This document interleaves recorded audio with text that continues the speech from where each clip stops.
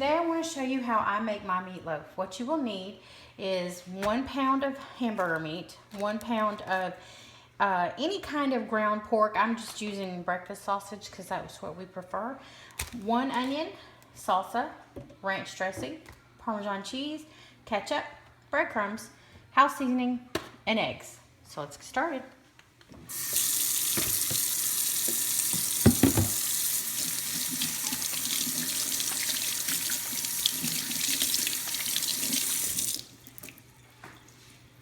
Okay, the first thing I want to get in the bowl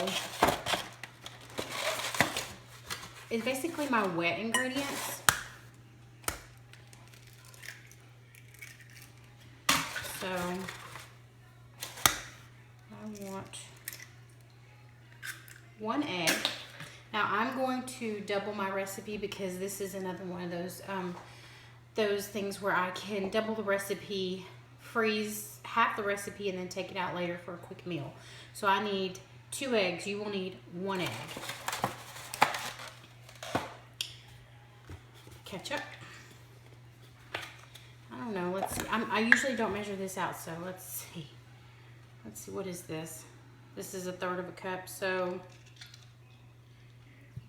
1/3 of a cup of ketchup.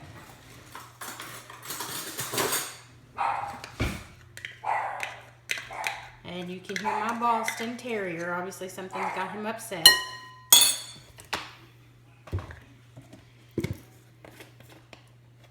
Let's move on to,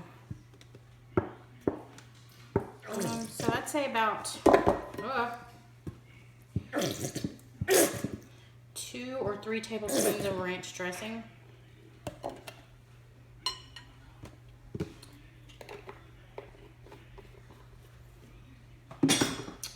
And the salsa, we're probably going to do, this is my home canned salsa, so I'm pretty proud of that.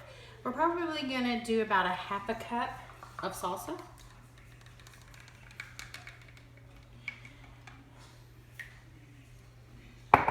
And that's just to get the peppers and the onions in there. Parmesan cheese. We're probably gonna go back and do 1/3 cup of Parmesan cheese. Oh, there's a big chunk in there. So we'll say that. I usually save the breadcrumbs or most of the breadcrumbs until the very end because I never know how much I'm gonna need depending on how wet the mixture is. So I'll hold off on that and I'll go ahead and get this stirred up.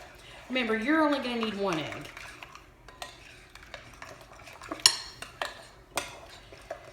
I like to stir this up, that way I know this is fully incorporated.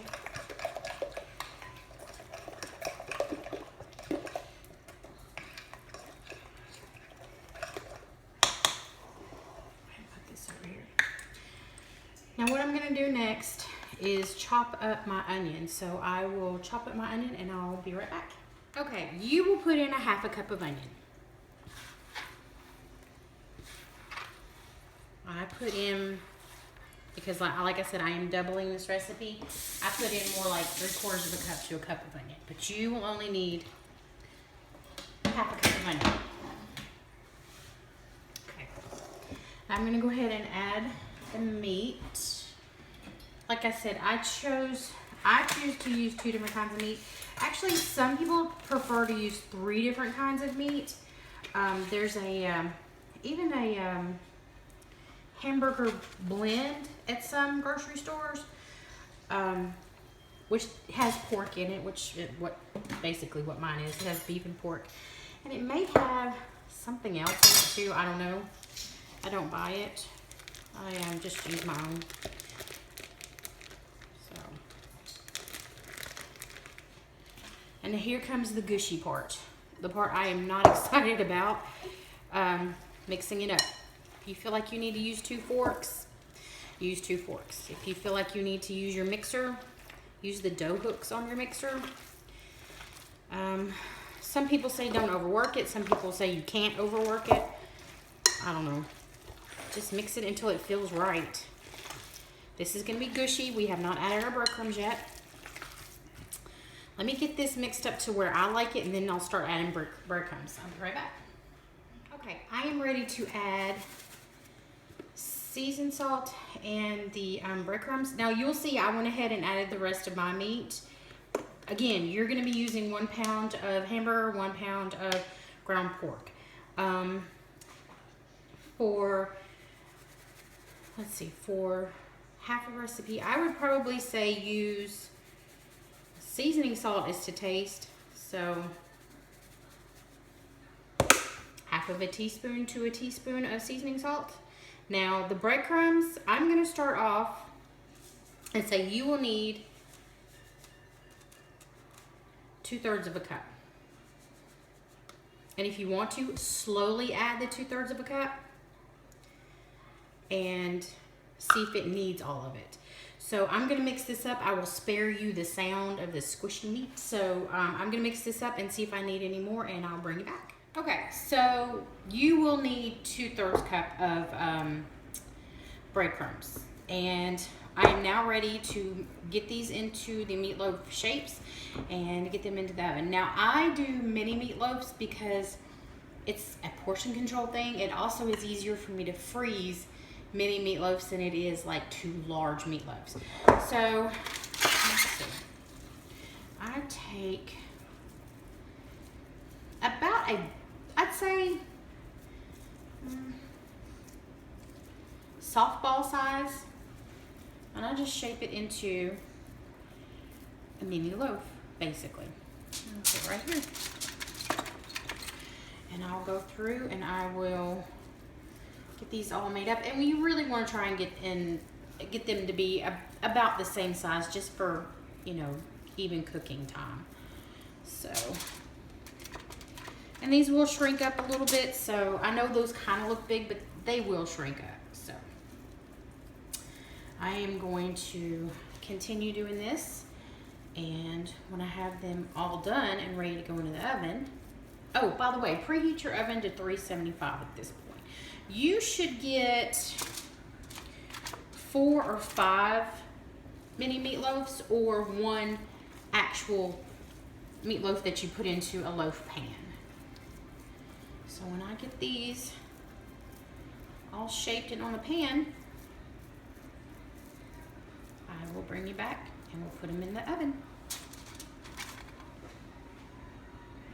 I know I said I would bring you back when I was ready to put these in the oven, but I wanted to make a couple of points about this and about me bulk cooking and freezing food.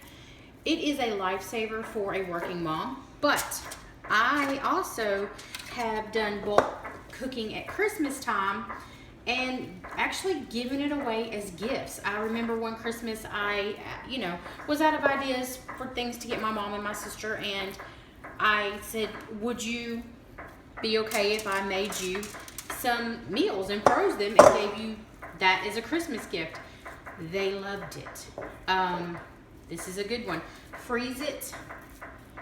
Let the person know you're coming over with a frozen meal for them, and bring it over. Tell them how to heat it up and let them enjoy it.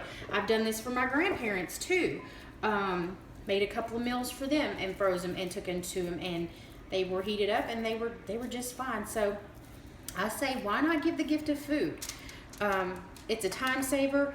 It puts, you put love into this process, so share it. Absolutely share it, and give frozen meals away as gifts.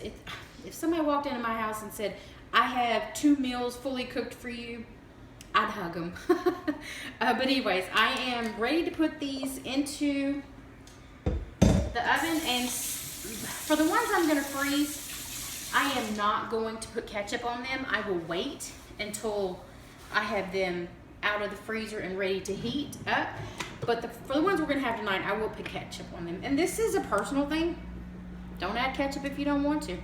I personally like the ketchup. That's how I was raised. But also, I also enjoy like a golden mushroom soup on this too. Campbell's makes one. It's really yummy. So these are ready to go in the oven, but my oven is not preheated yet. And when it is, I'll bring you back. Okay, my oven just went off, so it is preheated. I'll put these in.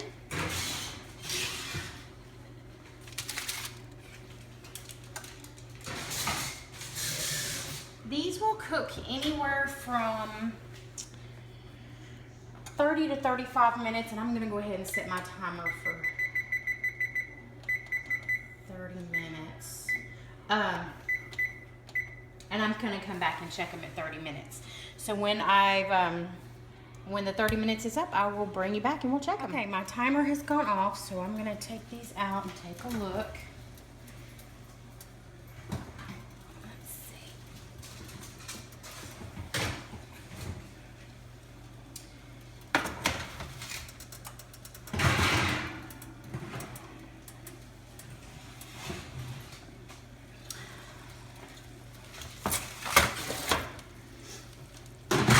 That was a 30-minute timer. What I'm gonna do is, I would check these with, oh, let me turn that off. I would check these with a meat thermometer, but I can't find it, so I'm gonna do it like my mama did it, and she just would open it up. Open one of them up. And there is no pink in there. So we're gonna call these done. So 30 to 35 minutes, but for sure let these sit for about 10 minutes. To help redistribute whatever juices are in there. And you will thank yourself if you put the aluminum foil down on the pan. You won't have to scrub this. So when I have this on the plate, I'll bring you back. Here it is on the plate, and I like to serve this with mashed potatoes and green beans. I hope you enjoy.